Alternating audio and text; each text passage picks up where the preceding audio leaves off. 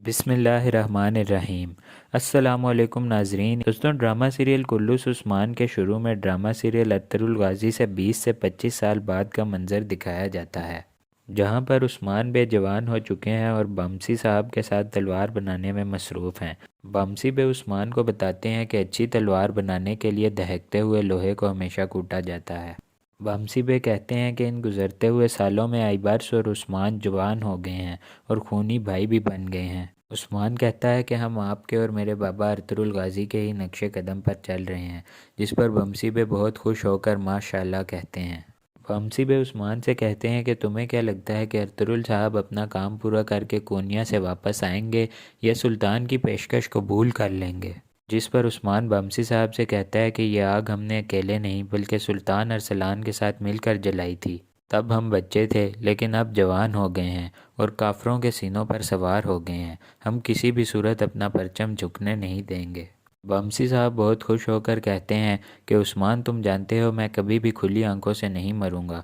मैंने अरतुरुल साहब की दहकाई हुई आग को अपनी आंखों से देख लिया है। फिर सरदार के खैमे का मंजर सामने आता है। दुंदार काई कबीले का सरदार बन गया था। इस मंजर में दुंदार की बीवी उसकी कमर का ज़ख़म साफ कर रही होती है। दुंदार कहता है कि मेरे बाबा सुलेमान शाह को भी यही मर्ज था। उसकी बीवी उसे हौसला देती है और उसकी तारीफ़ों के पुल बांध देती है। फिर दुंदार कहता है कि चलो चलते हैं, हमें किले के हाकिम योर्गो बोलस को किसी सूरत इंतज़ार नहीं कराना चाहिए।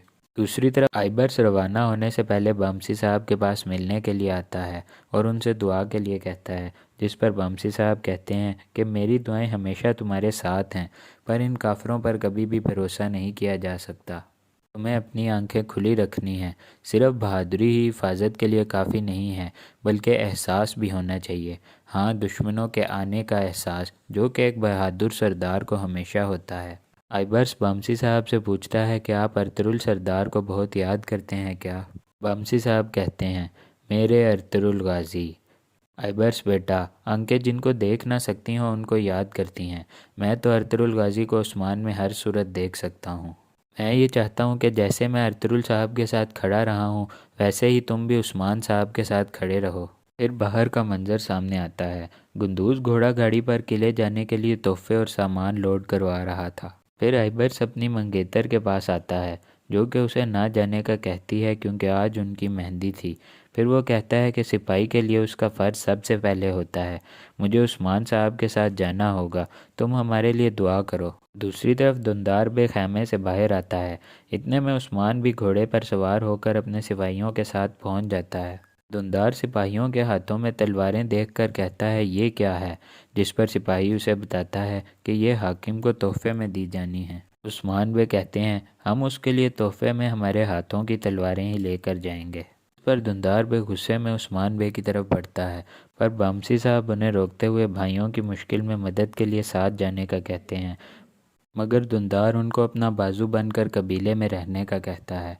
फिर वो सब किले के लिए रवाना हो जाते हैं। फिर किले का मंजर सामने आता है। हाकिम अपने एलची कालानूस को बोलता है कि बेशक हम अपने फ़ायदे के मुताबिक ही मुआहिदा करेंगे। हाकिम की बीवी आकर उसके कंधे पर एक कड़ा बांधती है और उसे एहतियात के लिए कहती है। इतने में सिपाही काइयों की आमद के बारे में बताता है। किले के मैदान में एक बुज़ुर्ग ये सब देख रहे थे। फिर कई किले में दाखिल हो जाते हैं। दुंदार हाकिम से गले मिलता है। इतने में नाटक वाले अरतुरुल और हाकिम का खेल पेश करते हैं, जिसमें दोस्ती का पैगाम था। उस्मान बे ये देखकर स्टेज पर आता है और कहता है कि अरतुरुल साहब की बहादुरी, रहम दिली, काबिलियत और इज़्ज़त के बारे में तो दुनिया जानती है। अरतुरुल साहब और इनकी औलाद की दोस्ती फ़ायदेमंद और दुश्मनी बहुत नुकसानदेह साबित होती है। इतने में एक आदमी खिड़की से तीर छोड़ता है। उस्मान बे उसे पहले ही देख चुका था, लिहाजा खंजर की मदद से तीर के दो टुकड़े कर देता है। इतने में सिपाही सबको हिफाजत के लिए घेरे में ले लेते हैं। उस्मान बे उस आदमी पर तीर चलाता है, जिससे वो ज़ख्मी होकर नीचे गिर जाता है। हाकिम समझता है कि ये इनकी गद्दारी है, पर दुंदार कहता है कि ये तुम्हारा किला है, तुम हम पर यह इल्ज़ाम नहीं लगा सकते। उस्मान बे उस आदमी से पूछ ही रहा था कि तुम किसके कुत्ते हो, कि इतने में एक आदमी उस शख्स को तीर मार देता है, जिससे कि वो मर जाता है।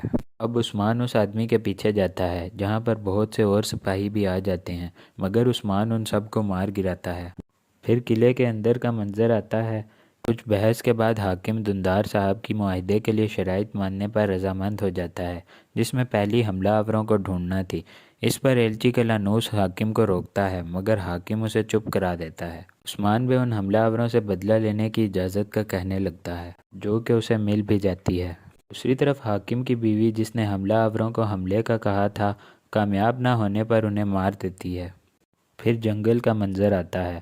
عثمان صاحب اور آئیبرس جا رہے تھے۔ عثمان صاحب کافی غصے میں کہتے ہیں، مجھے یقین ہے کہ یہاں بہت بڑی جنگ ہونے والی ہے۔ اتنے میں کچھ حملہ آور ان پر حملہ کر دیتے ہیں۔ وہ دونوں حملہ آوروں کے پیچھے جاتے ہیں اور جال میں پھنس جاتے ہیں۔ لڑائی شروع ہو چکی تھی۔ عثمان صاحب دشمنوں کا صفایا کر رہے تھے۔ اسی دوران آئیبرس بھی کافی بہادری سے لڑتے ہوئے زخمی ہو جاتا ہے۔ حملے میں عثمان بے بھی بہت زخمی ہو جاتے ہیں۔ پھر کچھ دیر بعد کا منظر سامنے آتا ہے۔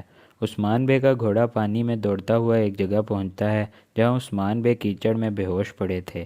وہ ان پر پانی ڈال کر اٹھانے کی کوشش کرتا ہے۔ اسی دوران دو خواتین کا گزر ہوتا ہے۔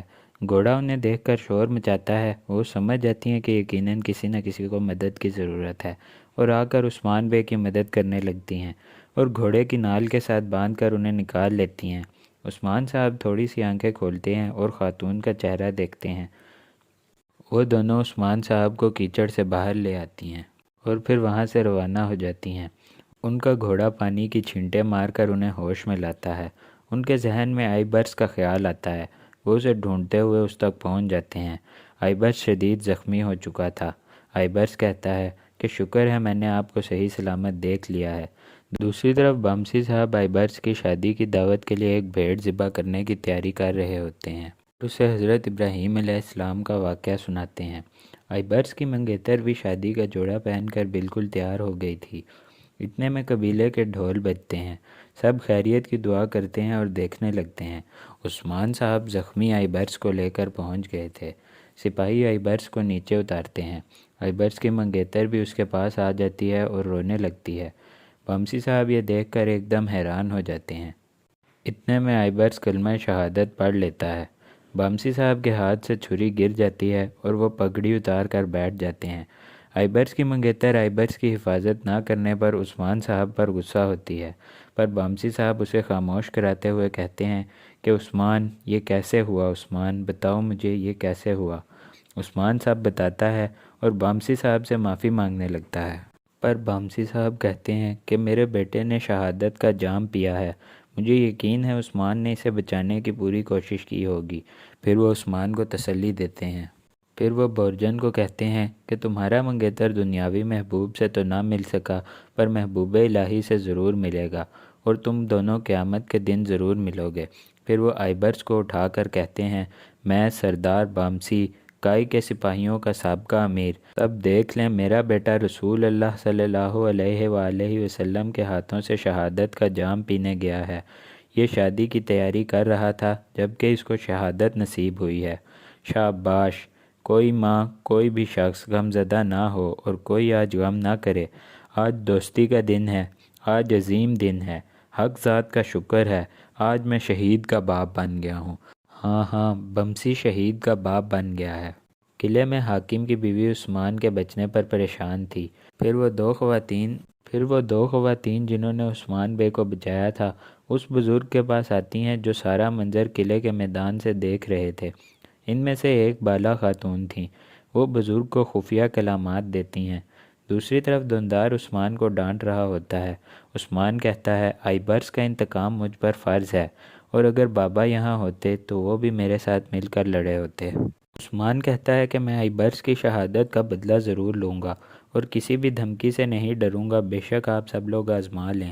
دوسری طرف بامسی صاحب حفصہ خاتون کا کپڑا نکال کر کہتے ہیں کہ میں اب یہاں بالکل اکیلا ہو گیا ہوں۔ آج میرے بیٹے نے بھی میدان جنگ میں بہادری سے شہادت کو گلے لگایا ہے، لیکن مجھے یقین ہے کہ ان قربانیوں کے بدلے میں ہمارا وطن ضرور بنے گا۔ دوسری طرف عثمان بھی اپنے سپاہیوں کے ساتھ انتقام کا اعلان کر رہے ہوتے ہیں اور کہتے ہیں کہ ہم اس قلعے پر رات میں حملہ آور ہو کر سب تہس نہس کر دیں گے۔ وہاں پر صرف اور صرف حاکم ہی ہے جس پر بھروسہ کیا جا سکتا ہے۔ میں اس سے تنہائی میں ملوں گا۔ پھر ان دو لڑکیوں کا اور بزرگ کا منظر آتا ہے جو کہ ان کلمات کا مطلب ڈھونڈ رہے ہوتے ہیں، اور ان کو صوفیہ یعنی حاکم کی بیوی کے کمرے کی طرف کا اشارہ ملتا ہے۔ کہ مقدس امانتیں وہیں موجود ہیں۔ دوسری طرف صوفیہ کلانوس کے پاس ہوتی ہے جو اسے کہتا ہے کہ میں ہر وقت تمہارے بارے میں سوچتا رہتا ہوں اور میں تمہیں حاکم کے ساتھ نہیں دیکھ سکتا۔ پھر عثمان بے کا منظر آتا ہے جو کہ اللہ تعالیٰ سے دعا کر رہے تھے کہ مجھے اپنے بھائی کی موت کا بدلہ لینا نصیب فرما، اور پھر اسے بامسی صاحب کا خیال بھی آتا ہے۔ پھر بالا خاتون کا منظر آتا ہے، وہ عثمان بے کے بارے میں سوچ کر مسکرا رہی تھیں کہ ان کی بہن آ کر ان سے کچھ سوچنے کی وجہ پوچھتی ہے تو وہ انکار کر دیتی ہیں۔ پھر صبح کا وقت آتا ہے، سپاہی آئیبرس کا جنازہ لینے کے لیے پہنچ گئے تھے۔ عثمان بے اور سپاہی بامسی صاحب کے خیمے میں داخل ہوتے ہیں۔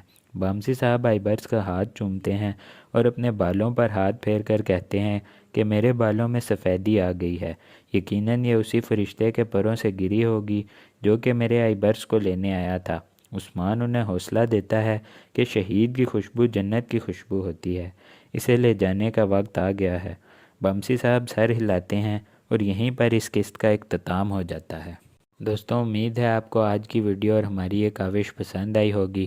اس کو زیادہ سے زیادہ لائک اور فرینڈز اور فیملی کے ساتھ شیئر ضرور کیجیے گا، اور ہمارے چینل ابراہیم ٹی وی کو سبسکرائب کر کے بیل آئیکن کو دبا دیں تاکہ آپ کو ہماری آنے والی تمام ویڈیوز کا نوٹیفیکیشن بر وقت ملتا رہے۔ ملتے ہیں آپ سے اگلی ویڈیو اور کلوس عثمان کی اگلی ایپیسوڈ میں۔